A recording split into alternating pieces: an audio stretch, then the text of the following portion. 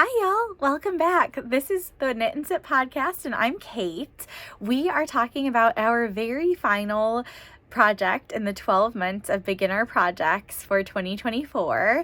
We will be doing the 20s Headwarmer, which is a pattern of mine, and I've got a lot of people testing it right now so that it will be ready and good to go for you guys, and they are having so much fun making it. Usually people get it done in about an hour, and they're doing all kinds of fun combinations. So you can see that there's a couple of different color changes in the headband just to make it a little bit fun and different, and it's definitely something that you can wear as an actual headband. So you've probably noticed that I love a headband. I've been wearing some probably in this podcast at different times, and I can definitely just wear this around and have seen a lot of my testers doing the same. It's perfect for the weather that we're having right now, and like I said, a very quick knit. So I like to be really intentional with my patterns as far as, anything that I am putting out for beginners in particular,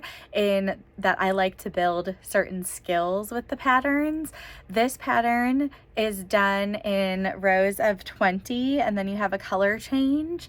And it is knit flat, so you can use straight or circular needles with this. There's only 20 stitches. It's a 20 stitch cast on, and what that means is that you will start each row with a knit stitch. So instead of having to think, oh, am I on the right side or the wrong stitch, just know you're going to start every row with a knit stitch to make it a little bit easier, even though it is ribbed fabric. So you will be going back and forth between your knits and your purls on this one, but each row starts the same, so that's good. Starts and ends the same, so that's definitely helpful. And in this project you'll be gaining skills like ribbing again, so learning, the big thing about ribbing, just like we learned with our hand warmers last month, is to bring your yarn through the center of your needles from back to front to purl, and then again from front to back when you're going back to the knit stitch.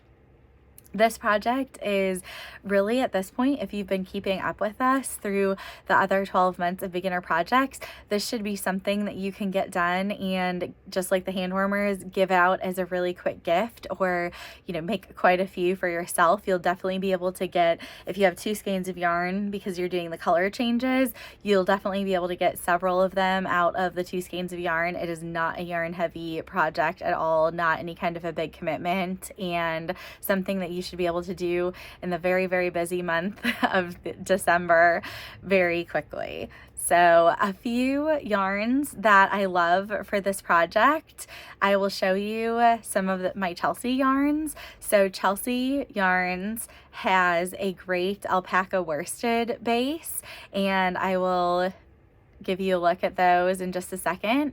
I use Lamb & Kid Diamond Lane, which is also a great one for this, but I do love, any kind of a really soft, since it's like right up against your face, any kind of a really soft yarn.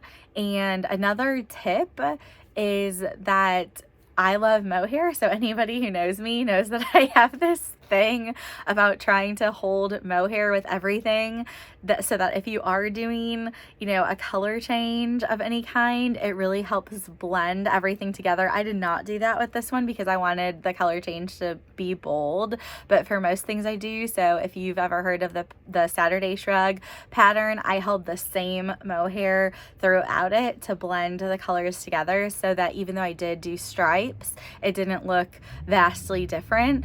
And so I do have a mohair problem, and we will learn that. So you can definitely, if you are doing this knit, you can definitely think about adding some of the Knitting for Olive mohair that I carry, just to blend the color change together. Or you don't have to do a color change. You'll have plenty of yarn in one skein to get through this entire project. So I am going to show you some of the Chelsea yarns right now. They are really beautiful, and You can take a look. Every project, I'm going to feature a certain yarn of a dyer that I really want to highlight, want you to be able to get your hands on their yarn and want to give them a little bit of a spotlight. But I do sell other yarns on my website, so if you ever want to go build your own kit with a different kind of yarn, maybe you know that you prefer a certain type of fiber to, you know, alpaca or cashmere or something like that, you can go and again just create your own kit and make, you know, you choose the yarn that you want. So guys, that is the end of our 12 months of beginner projects, and I hope that you will follow along with us and either do all 12 months of projects, or you can, you know, pick 6 or pick 3 of the ones that you want to do, the ones that speak to you the most, the ones that maybe you want to learn those specific skills. I appreciate you guys tuning into this. I will be doing short episodes like this over the next few days just to talk a little bit more about, well, I guess myself. So I've never really done a Meet the Maker podcast, so I will be doing an episode just a little bit about me. I don't really want to talk about myself much. It's not my favorite topic, but I will do a brief introduction and then, you know, talk a little bit more about the purpose behind the kits and what you can expect from the full-length podcasts in the new year. So look ahead to those episodes over the next few days, and then in January we'll kick off with our full-length podcasts talking through each of these projects. Cheers!